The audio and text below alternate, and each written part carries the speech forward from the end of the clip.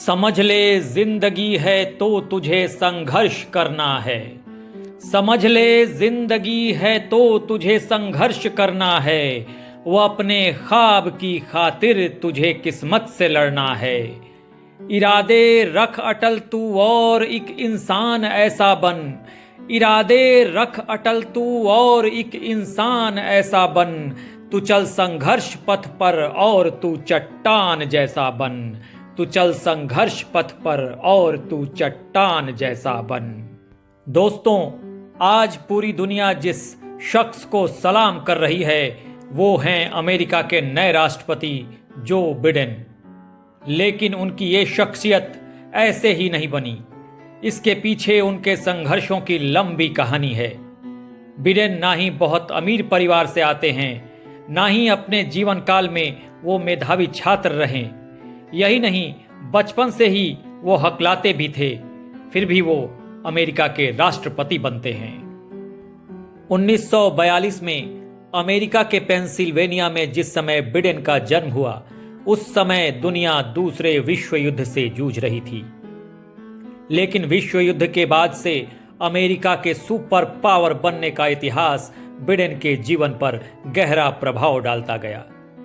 इसलिए जिंदगी ने जब जब उन्हें बड़े जख्म दिए, तब तब वे अपने फौलादी इरादों के साथ बस यही सोचकर आगे बढ़ते रहे कि सितम कब तक सताएगी, भला कब तक रुलाएगी। सितम कब तक सताएगी, भला कब तक रुलाएगी।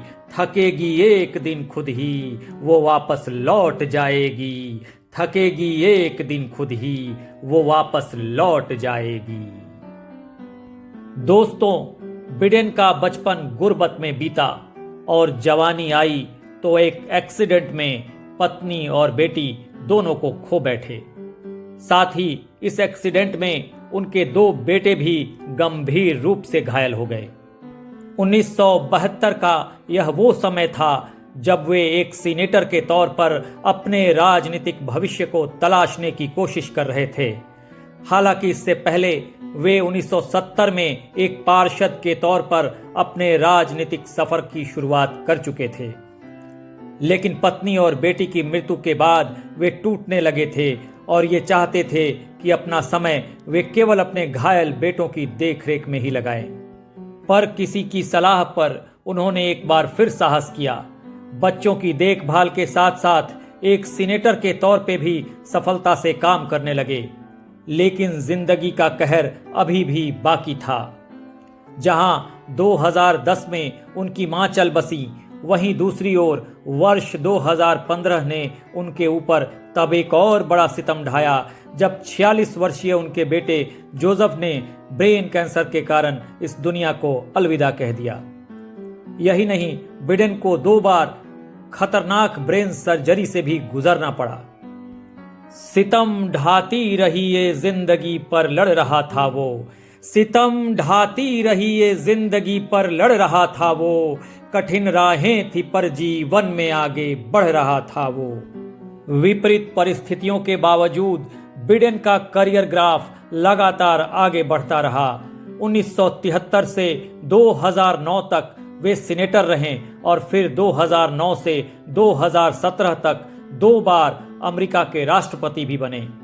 लेकिन अभी एक और इतिहास लिखा जाना बाकी था और यह इतिहास लिखा गया 2020 में, जब उन्होंने अमेरिकी राष्ट्रपति चुनाव में डोनाल्ड ट्रंप को पटकनी देकर 78 वर्ष की उम्र में अमेरिका के राष्ट्रपति बनने का गौरव हासिल किया। इस तरह सबसे ज्यादा उम्र में अमेरिकी राष्ट्रपति बनने का रिकॉर्ड बिडेन के नाम दर्ज हो गया। दोस्तों, बिडेन जीवन भर पढ़ाई के मामले में बिल्कुल फिसड्डी रहे, लेकिन उनमें गजब की लीडरशिप क्वालिटी थी जिससे उन्हें स्कूल में क्लास का प्रेसिडेंट बना दिया गया था। साथ ही वे बहुत अच्छे वक्ता भी थे, लेकिन उनका हकलाना उनके लिए शर्मिंदगी का कारण बन जाता था।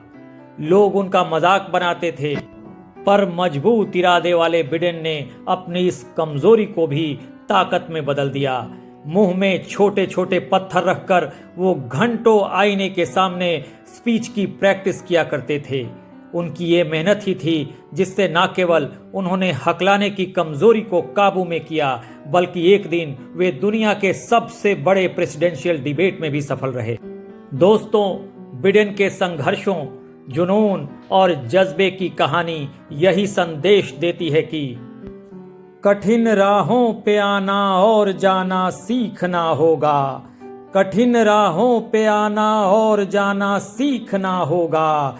वह मुश्किल वक्त से रिश्ता निभाना सीखना होगा। समंदर का तू पानी बन, वह बस बहता चला जा तू।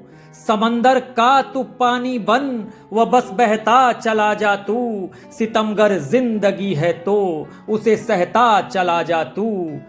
बस अपनी हसरतों को ही इबादत मान के बढ़ जा। बस अपनी हसरतों को ही इबादत मान के बढ़ जा। वह अपनी मंजिलों को अपनी चाहत मान के बढ़ जा।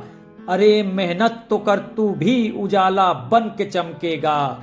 अरे मेहनत तो कर तू भी उजाला बन के चमकेगा।